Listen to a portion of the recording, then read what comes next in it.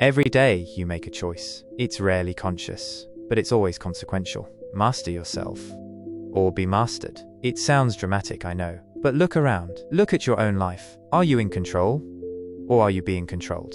Today, we're diving into the most important battle you'll ever fight, the one for control of your own mind, your own time, and ultimately, your own life. And trust me when I say, if you're not winning this battle, you're definitely losing it. Think about yesterday. How many times did you check your phone without actually needing to? Feel a craving and immediately give in to it? React emotionally to something that, looking back, wasn't worth the energy? Put off something important for something comfortable? None of these moments seem significant in isolation, but together they reveal something profound.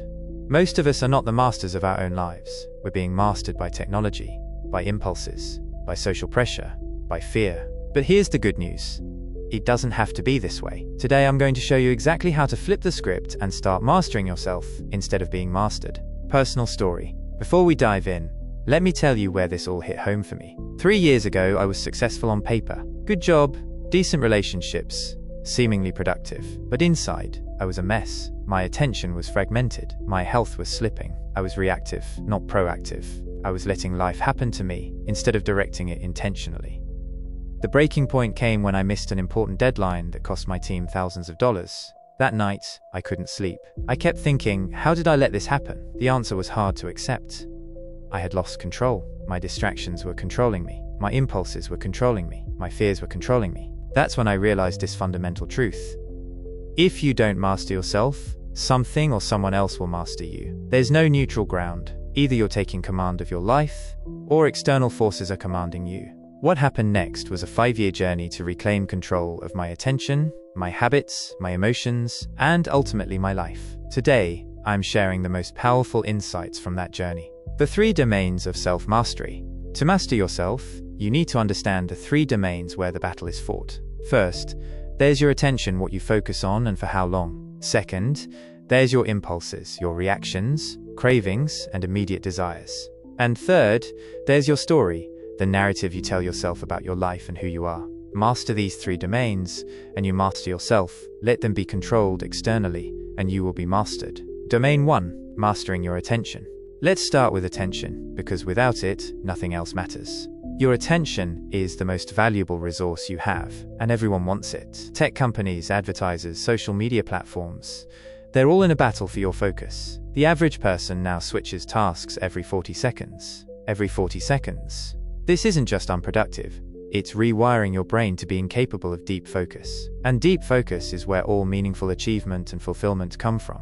Here are 3 powerful practices to reclaim mastery of your attention. Practice number 1, attention anchoring. Before any important task or conversation, create a physical barrier between yourself and potential distractions. Put your phone in another room, close unnecessary tabs, clear your desk. This simple act signals to your brain, what I'm about to do matters. Practice number 2, time blocking. Instead of reacting to whatever comes your way, proactively decide where your attention goes. Schedule specific blocks for deep work, communication, and yes, even for checking social media. This puts you in control of when you give your attention to what. Practice number 3, the 5-5-5 focus method. When you sit down to work, take 5 deep breaths to center yourself. Work with complete focus for 5 minutes. Anyone can do just 5. Then take 5 seconds to recommit before continuing. This breaks the inertia of distraction and builds your focus muscle. Remember, what you consistently give your attention to is what your life will become. Master your attention, or someone else will.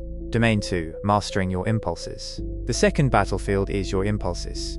Those immediate urges to check your phone, eat something unhealthy, procrastinate, or react emotionally. We like to think we make decisions rationally, but research shows up to 95% of our actions are driven by subconscious impulses rather than conscious choice. This is why we so often do things we later regret. Your limbic system, the emotional, impulsive part of your brain, processes information about 5 times faster than your rational prefrontal cortex. That's why impulses feel so powerful. By the time your rational mind catches up, the impulse has already taken over. But here's where it gets interesting. The gap between impulse and action is where your freedom lives. Expand that gap, and you expand your freedom. Here are 3 proven methods to master your impulses. Method number 1, the impulse inventory. For 1 week, track every impulse you experience. when it happened, what triggered it, and whether you acted on it. This awareness alone will start to break impulse-action connections and reveal your specific vulnerability patterns. Method number 2, the 10-second rule.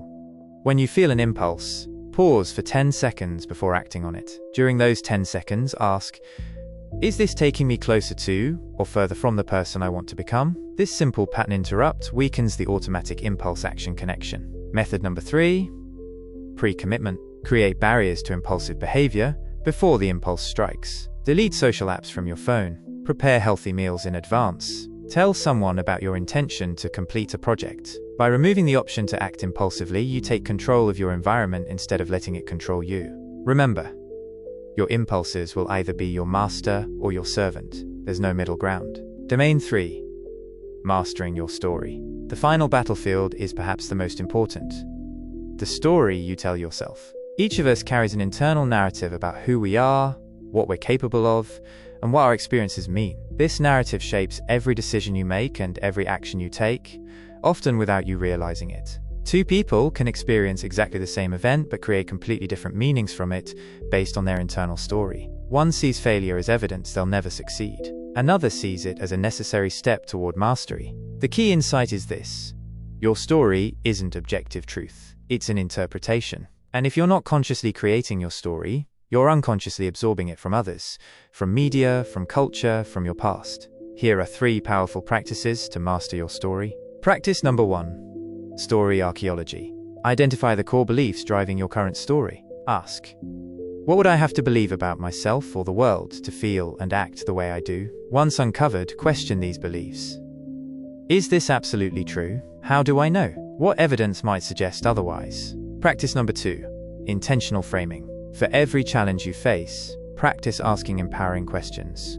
What's valuable about this? How can I use this? What would this mean if it were happening for me, not to me? The questions you consistently ask determine the story you create. Practice number 3. Identity scripting. Actively craft statements about who you are becoming, not just who you've been. I am someone who. Statements are particularly powerful. Read or listen to these daily to rewire your self-concept. Remember, your brain believes what you repeatedly tell it.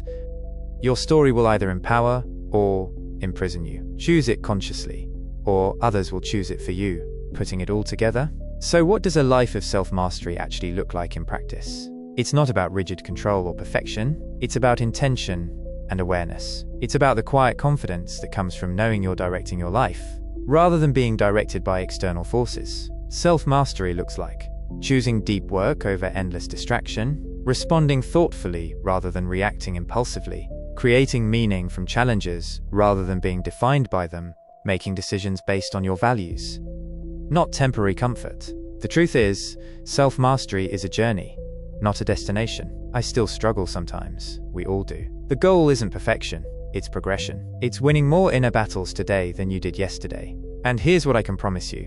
Every step you take toward mastering yourself, your attention, your impulses, your story, will expand your freedom. Because true freedom isn't doing whatever you feel like in the moment. It's having the power to become whoever you want to be in the long run. So here's my challenge to you. For the next 7 days, practice just one technique from each domain we covered today. For your attention, try the 5-5-5 focus method. For your impulses, implement the 10-second rule. For your story, practice intentional framing. In the comments below, tell me which techniques you're committing to for the next week. Making a public commitment increases your follow-through by over 40%. If you found value in this video, make sure to subscribe and hit the notification bell so you don't miss our next deep dive. I particularly recommend checking out my video on the psychology of achievement right here. Remember, there is no neutral ground in this battle. Either you master yourself, or you will be mastered by technology, by impulse, by circumstance, by other people's agendas. The choice is yours. But now you can make it consciously. Now you have the tools. Master yourself, and watch as the entire landscape of your life transforms.